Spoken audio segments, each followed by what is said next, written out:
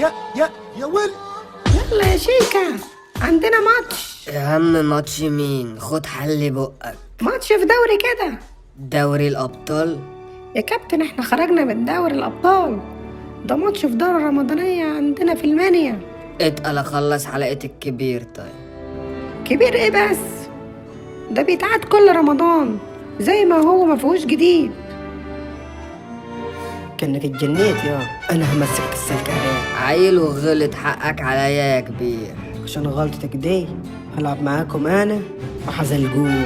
انت هتشتغلنا يا كبير؟ ما انت وحزلقوم نفس الشخص. مين قالك كده؟ لكن انت مش زملكاوي يا كبير. زملكاوي قوس وسهم وجيش يجي 100 مليون غفير، اقوى 100 مرة من بني عبيد وابو قير.